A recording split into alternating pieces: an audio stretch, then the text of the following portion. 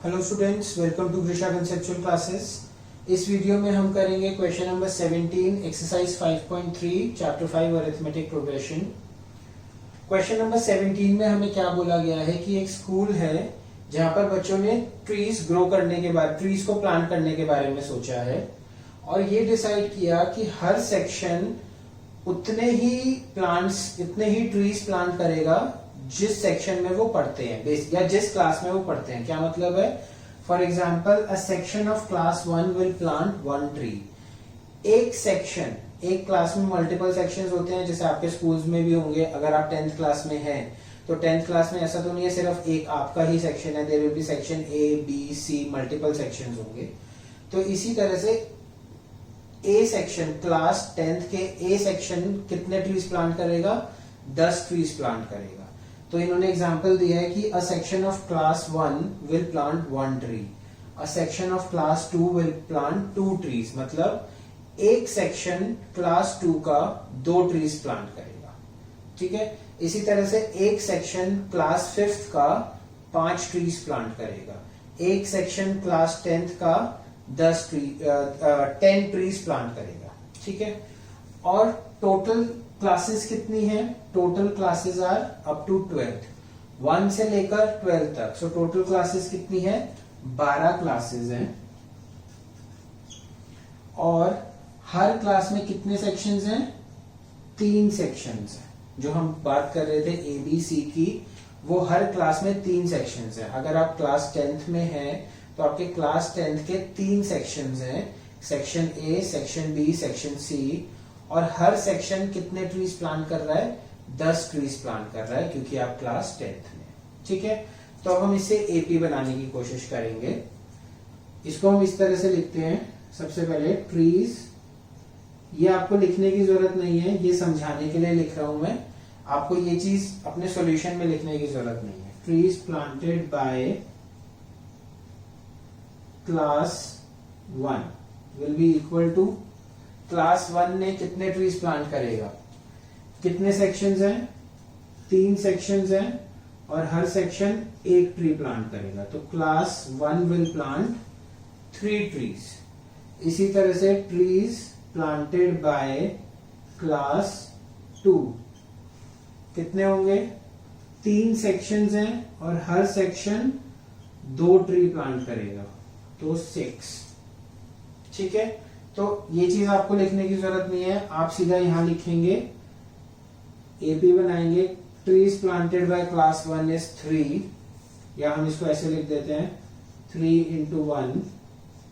Trees planted by class 2 is 3 into 2, by class 3 is 3 into 3 and up to कहां तक? 3 into 12। Right. 3 section और class 12 हर section 12 tree plant करेगा। तो class 12 कितने से ट्रीज प्लांट कर रही है? Total 12 trees 36। इसको हम ऐसे लिख देंगे अब 3, 6, 9 अप टू 36। ठीक है। और हमें ये भी पता है क्लास 1 से लेकर क्लास 12 तक कितनी टर्म्स होंगी? इसमें 12 टर्म्स होंगी। राइट। कितनी टर्म्स होंगी? 12 टर्म्स होंगी। तो बेसिकली हमें क्या निकालना है?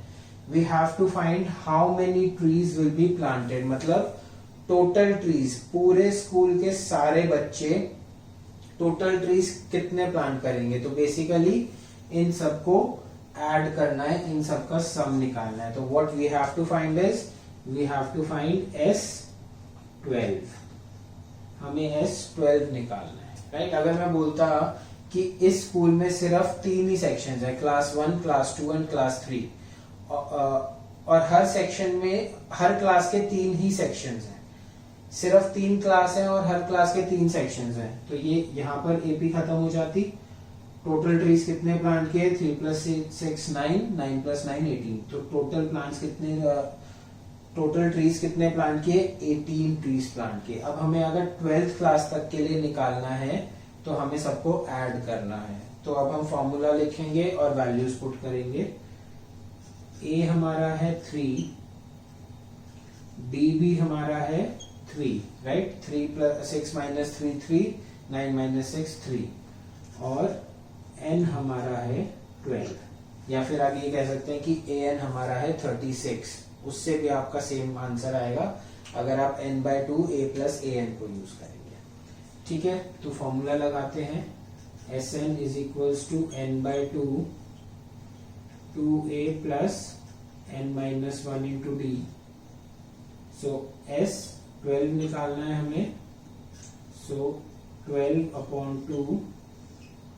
2 into a, that is 3, plus 12 minus 1 into 3. ठीक है, ये हो जाएगा 6, 3 2 ज़ा 6, प्लस 11 इंटू 3 33. तो ये हो गया 6 इंटू 33 प्लस 6 39. तो 39 इंटू 6 कैलकुलेट कर लेंगे. 234. सो नीचे स्टेटमेंट लिखेंगे लास्ट में. Total trees planted is equals to 234. Answer. Last में हमें, क्योंकि वर्ड प्रॉब्लम है, तो लास्ट में हमें एक स्टेटमेंट लिखनी जरूरी है जो हमसे पूछा गया है. How many trees will be planted. Total trees will be planted is equals to 234. ठीक है. सो क्वेश्चन में हमने देखा है कि हमने क्वेश्चन की वर्डिंग्स को एक एपी फॉर्मेट में कन्वर्ट करा, ए डी एन वगैरह की वैल्यूज निकाली, फाइनल पुट करा और हमारा आंसर आ गया. ठीक है, तो आई होप आपको ये क्वेश्चन समझ आ गया होगा. Stay tuned for more updates on exercise 5.3 chapter 5 arithmetic progression.